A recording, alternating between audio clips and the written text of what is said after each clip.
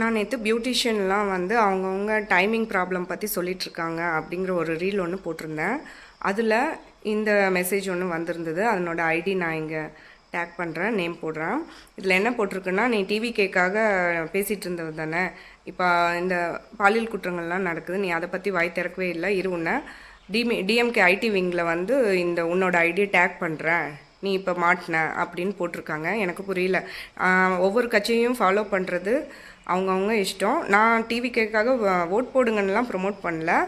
Election டைமில் என்ன நடந்ததோ எனக்கு அதை டிவிகே ஜெயிச்சதில் சந்தோஷம்தான். அதை தான் நான் ரீலாக போட்டுட்ருந்தேன். இப்போ வந்து பாலியல் குற்றங்கள்லாம் நடக்குதுன்னா எல்லா ஆட்சியிலையுமே நடந்திருக்கு தான். தனிப்பட்ட ஒரு மனுஷன் போயிட்டு இந்த மாதிரி நடந்துக்கிறத வந்து கவர்மெண்ட் எப்படி வந்து அவங்க முன்னாடியே அதை செய்ய போகிறாங்கன்னு தெரிஞ்சு கண்டுபிடிக்க முடியும்னு தெரியல. இப்போ ரோட்டில் ஒரு பொண்ணு நடந்து போயிட்டுருக்கா, அவகிட்ட 4-5 பேர் வந்து வம்பு பண்ணுறாங்கன்னா அந்த டைமில் போலீஸ் வந்து காப்பாற்றலைன்னா நம்ம அதுக்காக பேசலாம். இப்படி ஒரு தனிப்பட்ட நபரோட அவங்களோட சைக்காலஜிக்கல் ப்ராப்ளம் இது. அந்த ஆள் மிருகத்தனமாக நடந்துக்கிட்டதுக்கு அதுக்கப்புறம் என்ன ஆக்ஷன் எடுக்கிறாங்களோ அதை குயிக்காக அவங்க முடிஞ்ச அளவு பண்ணாங்க. இதில் வந்து நான் பேசுகிறக்கோ பேசாமல் இருக்கோ அது என்னோட இஷ்டம். இந்த மாதிரி வந்து ஒரு த்ரெட்னிங் பண்ணுற மாதிரி அந்த ஐடியிலேருந்து கமெண்ட்ஸ் போட்டிருக்காங்க. நீங்கள் டிஎம்கே ஐடி விங்கில் கனெக்ட் பண்ணி என்ன பண்ண போகிறீங்க? என்னோடய ஐடியை வந்து அவங்களுக்கு சொல்லி என்ன பண்ண போகிறீங்க?